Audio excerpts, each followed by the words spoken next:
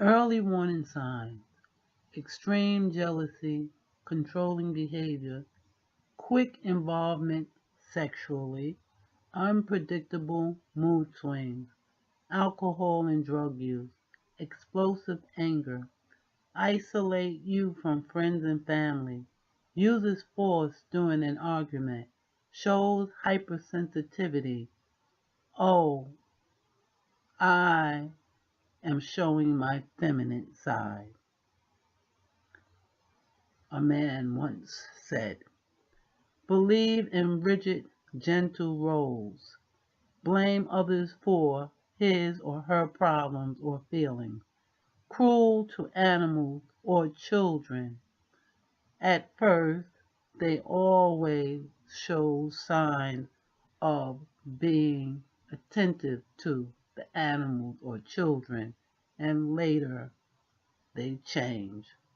Verbally abusive, abuse former partners, threaten violence. Be warned. Deceptive people. When you reach a point in a relationship when you think things might be getting serious, it is time to make an assessment of whether your prospective significant other is a deceptive person. The early stages of relationships are mostly about fun, but you should keep an eye out for signs right from the get-go. Knowing what to look for will save you trouble and heartbreak in the future. Eyes.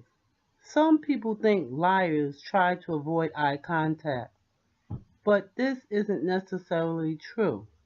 Deliberate liars know to keep their glare fixed to help support their point. Casual liars find it more difficult to look into a scrutinizing face.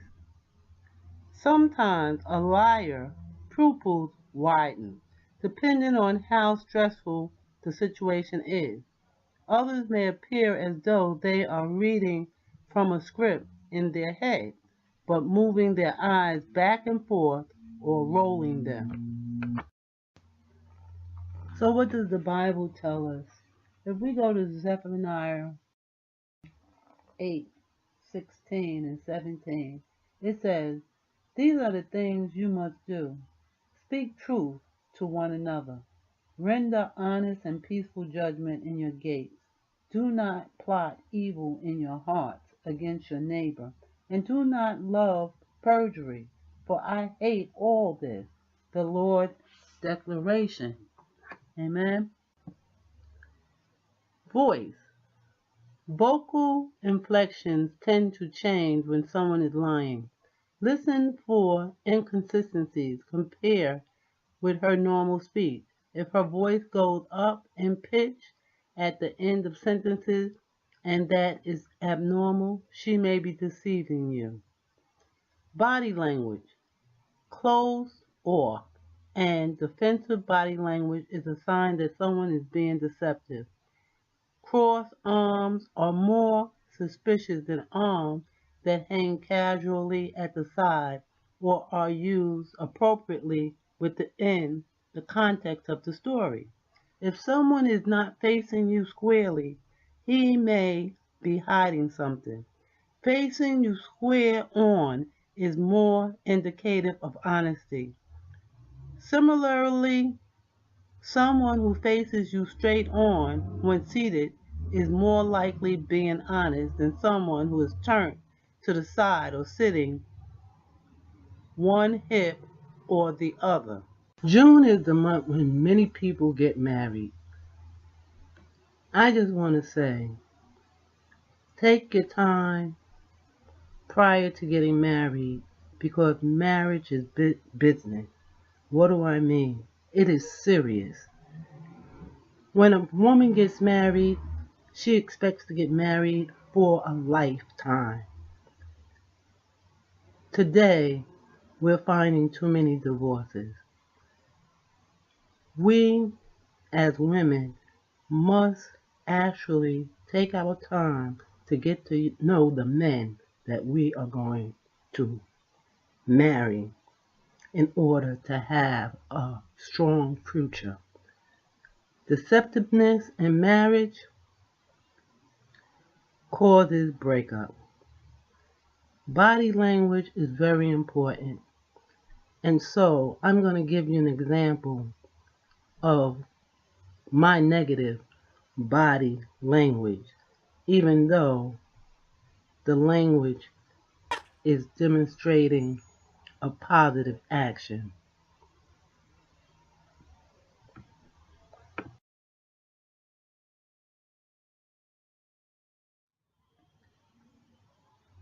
Pay attention to detail. Liars tend to give you too much detail in an effort to make their story seem more legitimate.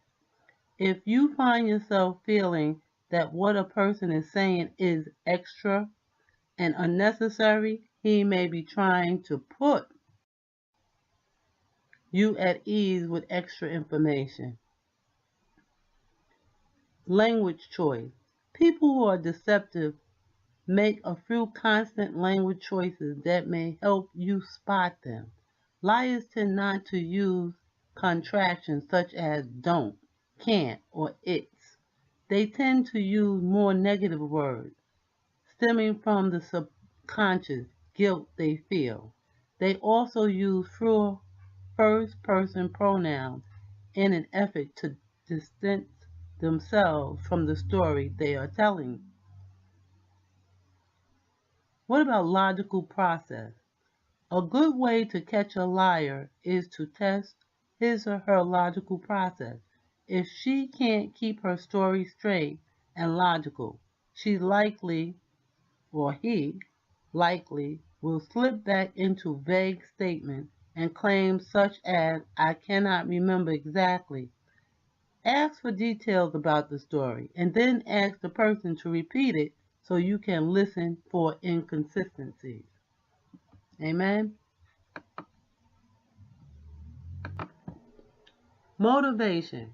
A good test of deception is to determine if the person has a motive to lie. Other than compulsive liars, people generally won't lie when they have no reason to.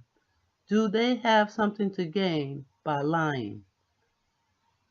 Or they could be saving your feelings or keeping your affection.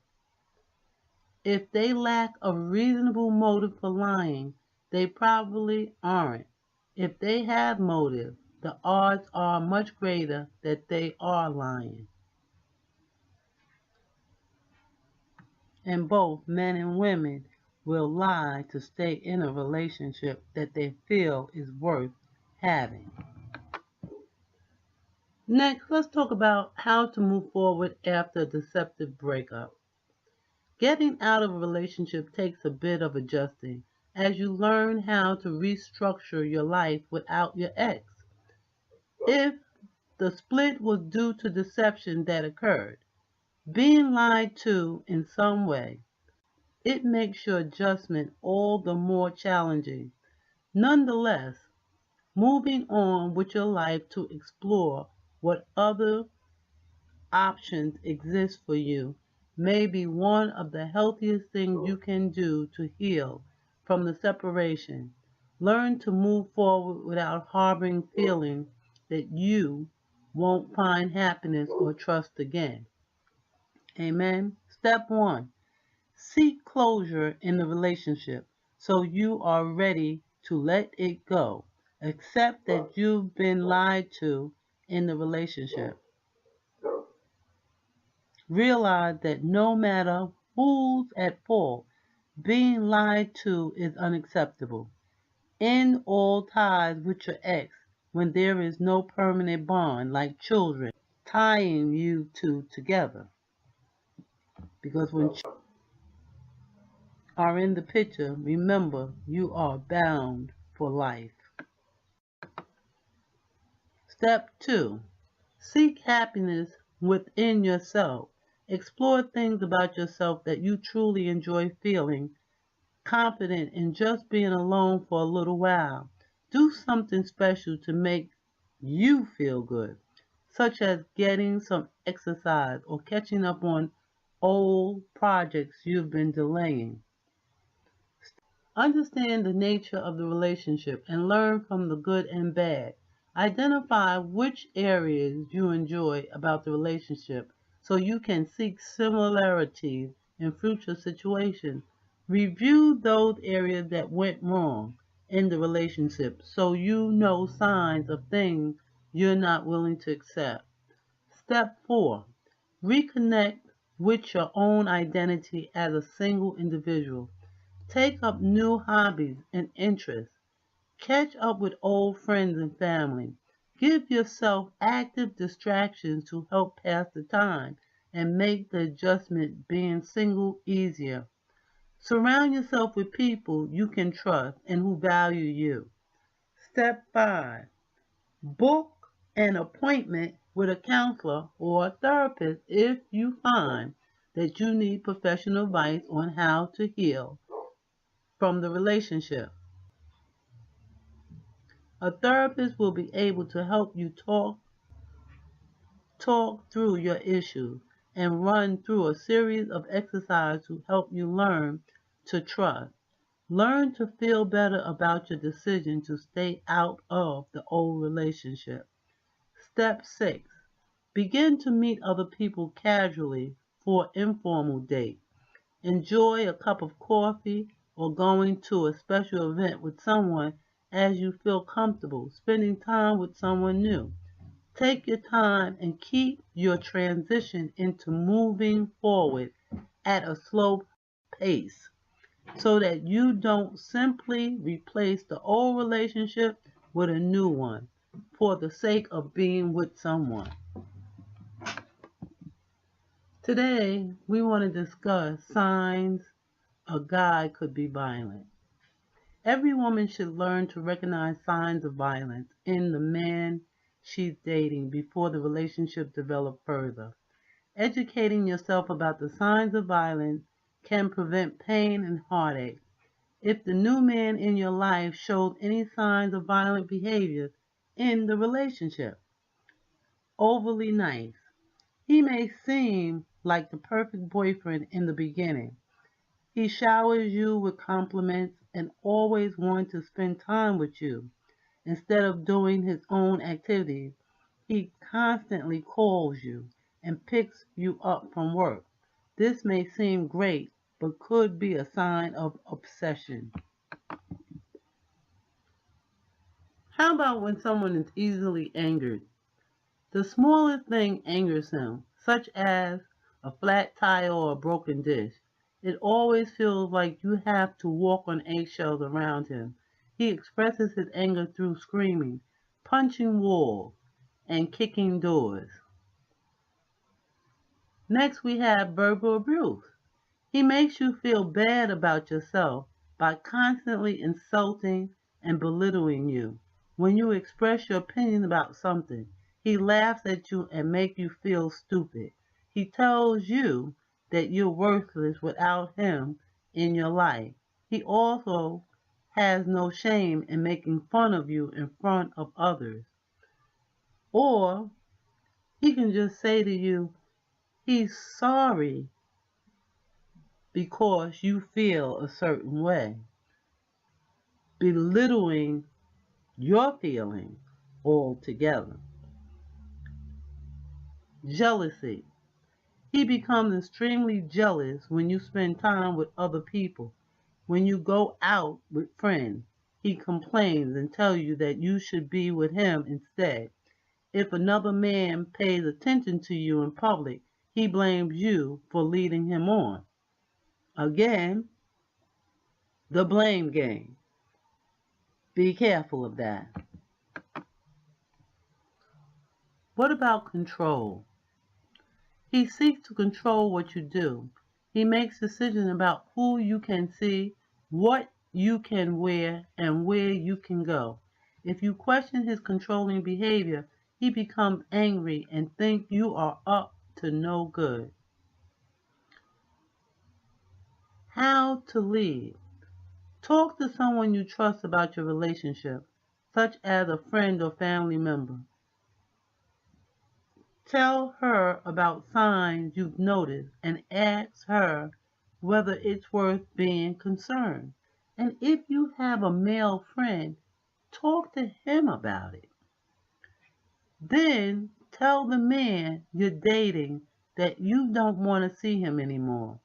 If you tell him in person, bring someone with you in case he doesn't take the news well.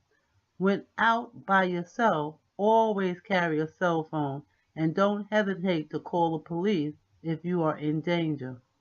I just want to remind you about an 18-year-old young lady who broke up with her boyfriend after he had asked her to marry him, and today she is deceased. And her mother, every year around this time, she mourns her daughter's death. Don't be a statistic. This is why we having this conversation today. Amen.